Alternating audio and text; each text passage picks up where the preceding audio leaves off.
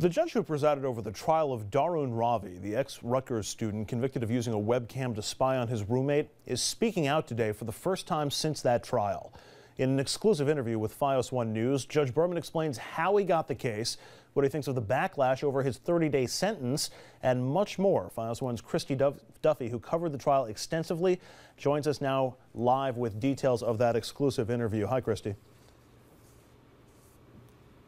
Hi, Andrew. Now, Middlesex County Superior Court Judge Glenn Berman is now retired, and today, just moments ago, he sat down exclusively with FiOS 1 News anchor CJ Papa, and you'll hear on the interview Judge Berman explained that he knew from the very beginning that the Darun Ravi webcam spying case would be a difficult and unprecedented trial. He said it was really an accident the way he ended up presiding over it, but he knew it was best that he handled this case himself.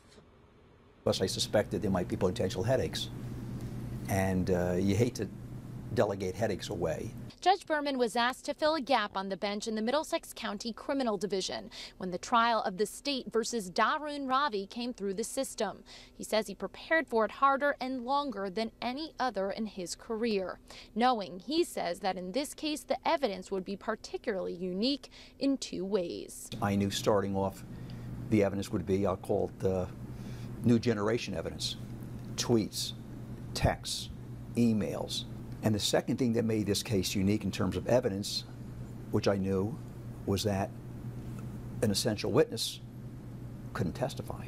That essential witness being Tyler Clementi, the 18-year-old Rutgers freshman who committed suicide after finding out he had been spied on while kissing another man in his dorm room. Darun Ravi was not charged in connection with Clementi's death, but was convicted of bias, invasion of privacy, along with witness and evidence tampering. The case marking the first time in the state's history the hate crime law was successfully prosecuted in connection to a nonviolent crime. The bias counts caused some issues at the trial, especially after Judge Berman himself called the law muddled on the bench, a charge he did not back away from today. He pointed out a flaw he sees in the law that did not come out during the trial. Well, I think the legislators drafted that to create a penalty for, say, someone committing a crime against someone who, say, is homosexual. I think everyone agrees with that.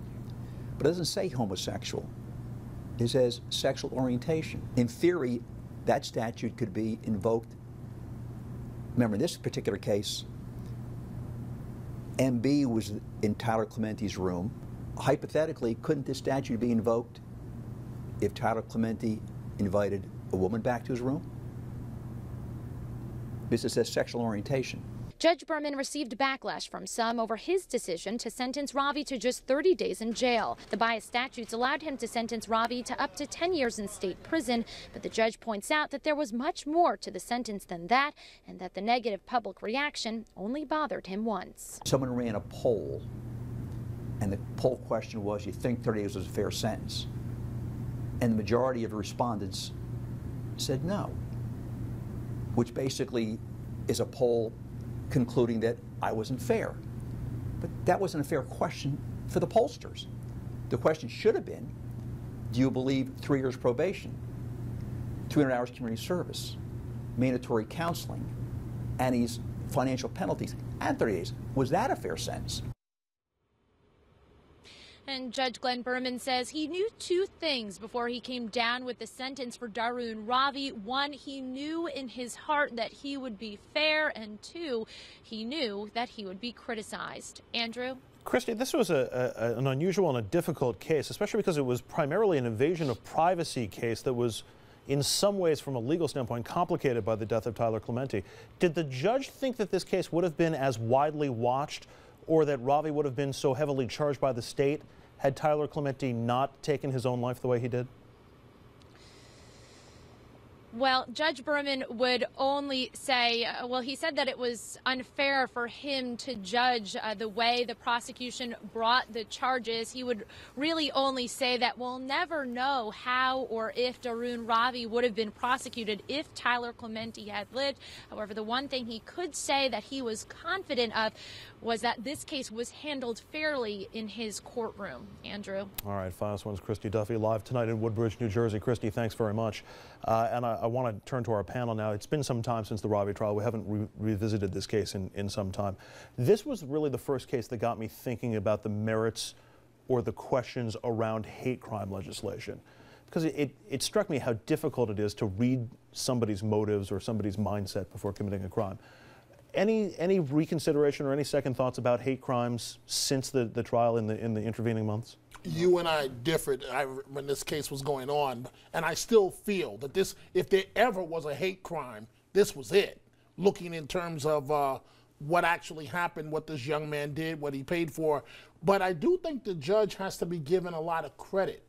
Any first-year law student could tell you, after hearing the details of this case, that it was going national and that it was going to be very high profile. The judge could have tried to back away from that, but he did not. And I happen to agree with the judge on the last point that he made. It is unfair for a pollster to just say, what do you make of a 30-day sentence, and leave out the rest of the sentence, which included 3 years probation, which is no walk in the park, and one minor violation, and you're thrown right back in jail. So I do think the judge is right that the pollster should have included the entire sentence and not just the sensational part. What do you think of hate crime legislation? I was never in favor of hate crime legislation. I think if a person commits a crime, they commit a crime, and they're punished for it. To try to divine the intent of someone or read their heart or their thoughts, to my mind, is irrelevant. Someone commits a crime, they need to be prepared for the consequences. You don't think that should add to the crime, to the penalty? No, I don't. Or a derogatory term against a gay person? No, I think people are entitled to have their own opinions, and if they choose to act on those opinions in violation of the law, then they should be prosecuted according to the law, not because of what they might think or have in their heart. We all have thoughts in our brains that we're not proud of. Whether or not we act on them, that's what separates the criminals from I'm curious what the you think. innocent. We just saw the recent case of the second subway push where hate crime legislation is involved in that one. And I think it's a very difficult question because the law has constantly allowed people to take into account when they're making the penalty decision what people were thinking, what the mindset was. So I think that it does become a very complicated issue. I too have struggled with it. You know, should you really be charged more because you thought X, Y, or Z? Or should it be the same regardless? But I do think that if a legislature decides that it should be taken into account, I think the people in that local state have the right to make that decision. So I would agree with that decision then. Quickly, I'm just curious, on your campus, has there been any change in orientation for students? Has there been any impact from this case that you've been able to notice in terms of? You know, not that I've been able to notice per se, but just looking back at the video, I mean, it's so much happened since we last saw this. I last saw this, that it struck me. It was a very difficult case, and I would imagine the students are impacted. I don't know that they would discuss it publicly. On a number of levels, the web, the fact that they were freshmen, there are a number of issues. We're going to take a quick. Tune in tomorrow night for the extended interview with Judge Berman, that quick reminder. And now I can tell you that we're going to take a quick break. Up next, the Sandusky sex abuse scandal. It brought shame, embarrassment, and massive fines to Penn State. Now, Pennsylvania's governor is fighting back, calling those sanctions overreaching and unlawful. That on more and more as we get into Talk at the Table next.